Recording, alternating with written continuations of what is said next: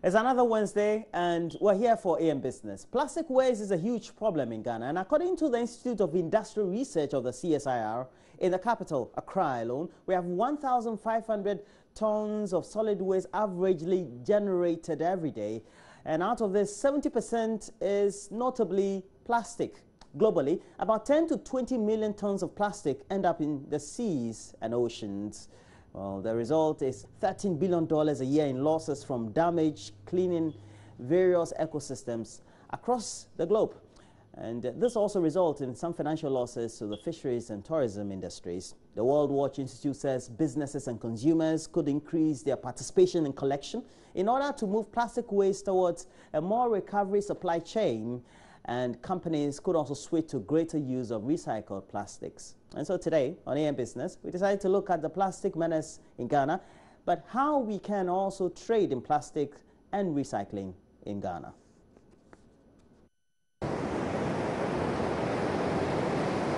Now, this is a common sight at most of our beaches. Now, according to research, about 1 million tons of waste is generated in Accra only on an annual basis. Now, out of which 14% is actually plastic. But this is not just waste, it could actually be a source of lucrative business for individuals. According to research by CSIR, we could generate 1.2 million Ghana cedi from recycling of plastic waste. But how can we exactly achieve this? Locals in this area gather the plastic bottles to sell to people who want to use them to hold seawater and other liquids. These bottles that you see around here, they are bottles for business because people come here and then they want a little water, but they don't have anything to put in. So these bottles, you buy one for 50 pesos. Oh, okay. Yeah, so that you can take your water and then you take it along to your various homes. That is the reason why you see these bottles here. So when the tourists come, they actually buy bottles? Yeah, they buy bottles here because they need the water and they don't have anything. Yeah, so they choose to buy the bottles. These bottles, do you also sell it to, you know, they have companies that buy it to go and recycle. Do you also sell some? Yeah. Like, especially when you collect on a large, you know, basis like this, to give it out? No, we don't, because we don't have anything in conjunction with the company. All that you see is the business is only done here. Yeah, for individuals, but not the company as well. Plastic waste is a problem in countries like Ghana, where the most common types include polythene, polyvinyl chloride, that's PVC, and polypropylene. We're looking at things in tons of waste generated in a day because plastics has become more or less part of our daily life. But when you find use of the plastic waste, when you have economic use of the waste, then it no longer ceases to be a problem. And in fact, that is why we're saying that instead of taking the plastics and dumping them in a landfill, which would stay there for hundreds of years without degrading and become an eyesore to the environment, why don't we use it to generate power? So we can have small thermal generators where you incinerate your waste and then you use the heat that is recovered to turn turbines that would power small communities.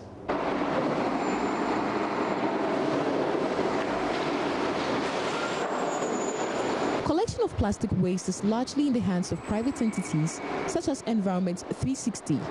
They collect and resell plastic waste. On average, we actually employ community recycling containers that we use. On average, we collect about 2.5 tons per month. That's very low, though, compared to the other collectors. As you may know, Environment 360 is not a profit-motivated organization. We actually take these materials, then we actually resell them and invest into community education for children about the environment.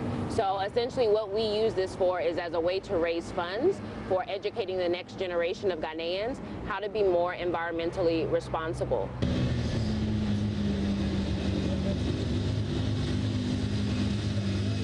This is one of about 20 locations around the city. Yeah, we pick up. So usually how much plastic waste are you able to pick from here? How much? Yeah. You mean as in the weight? The weight, yeah, the content you take from. Yeah, let's say 25. So we have receptacles like this placed at vantage points such as the Palace Mall and other shopping centers where individuals are able to place the plastic waste and collected, put together at a collective point and made ready for recycling, which will be sold later, or some are even exported outside to generate funds. Something like water sachet, depending on demand, it can go anywhere from 70 pesos to 1 cedi per kilogram. So on average, that's probably about 700 to 1,000 Ghana cedis you're going to make per ton. You have other plastics like that are PET bottles that we happen to see a lot, particularly in our beach areas, which have a very low market value. That's actually only 30 pesos per kilogram. So you're only going to be able to make 300 Ghana cedis per ton from plastic bottles. But there are other types of plastic, for instance, the high density plastic like the Q4 gallons, which go anywhere from 1 cedi 10 pesos up to 2 cedi, depending on the quality of the material. So when you start really moving into HDPE, now you're making anywhere from 1,100 Ghana cedis per ton up to 2,000 Ghana cedis per ton. Other plastic containers which are not gathered by small individual collectors or small NGO initiatives make it onto a bigger heap, which is then collected by large entities like Zoomlion. Zoomlion has a recycling plant in the outskirts of Accra for recycling plastic waste. So this is the Accra Compost and Recycling Plant. Now, this facility was set up to receive, sort, process and recycle solid and liquid waste. So this facility also largely recycles about 70% of plastic on a daily basis. So today you join me and we're going to the plant and find out how recycling is done. The plastic waste is recycled in phases, and the process begins with receiving the waste before it is sorted. And as you are seeing, the materials that you are seeing over there are our raw materials. So when the waste contractors bring the waste, they bring it directly to our receiving bin over here. And we have a wheel loader over here, the wheel loader, that scoops it and then feed the uniform feeder over here. The work of the uniform feeder is to receive the material. After receiving it, it distributes it on the conveyor belt. So what you are seeing, the belt you are seeing over there is called the conveyor belt.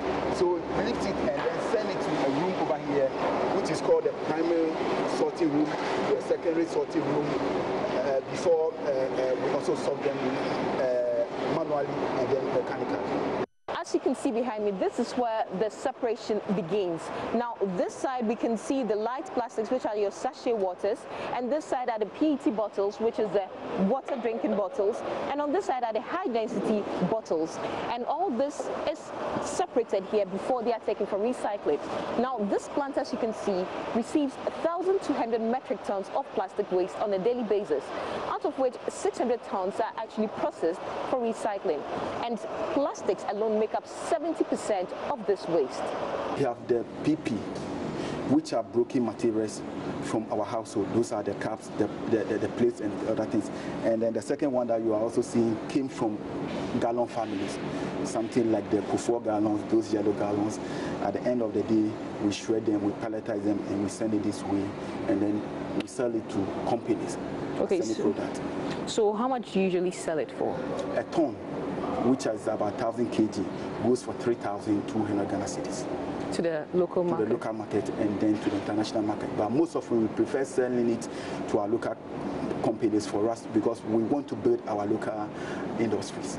Recycling may not be the only panacea to the problem of managing plastic waste, as many other initiatives have been considered, such as the banning of the use of plastic below 20 microns in density. But recycling can add value. I know there are schools of thoughts and there are people who are advocating that plastics should be banned. Well, I also have a different thinking to all these.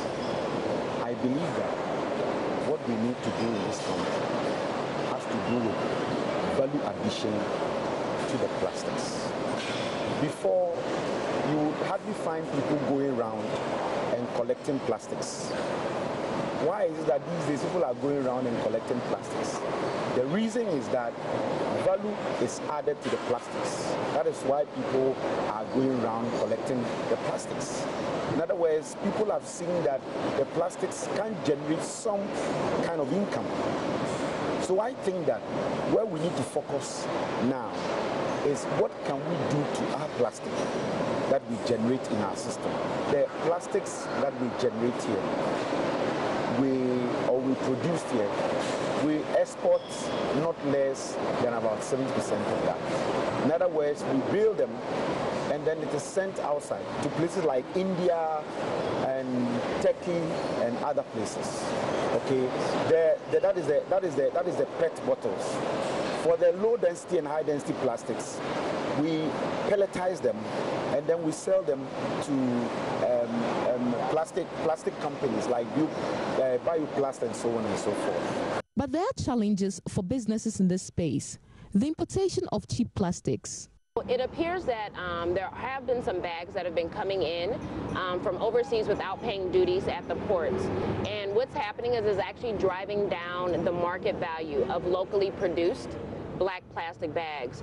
So you'll find that buyers aren't buying sachet as nearly as much as they would at one point. It used to be really easy to sell sachet. So when you were selling the sachet, it was actually at 1 Ghana cedis. But now because of this infiltration, the prices actually dropped anywhere from 70 pesos to 80 pesos.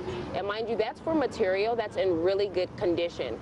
So as you see some of our plastic, we actually have to come in and clean it, because when you sell it like this, the market value will actually even go down a little bit further. So you actually get more money when you actually have cleaner material, which is why we try to collect it at the source of origin before it's ever contaminated with any other type of waste.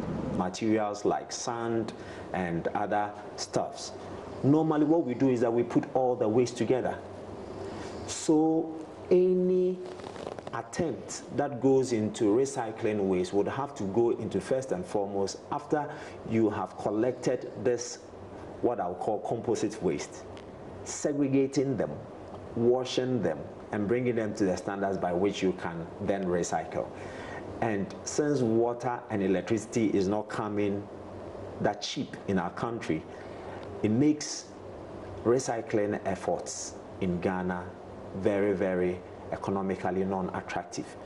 So if we could put in place measures that would go to segregate waste at the source. So from your home, right from your kitchen, you produce waste, you know where to put the food and biodegradables in a particular can, and the waste managers would come and pick it and then go and then dispose of it. And the plastics are kept differently.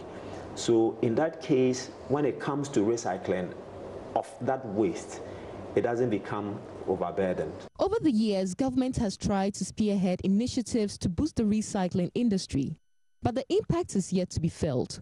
So stakeholders are pushing for stronger policies.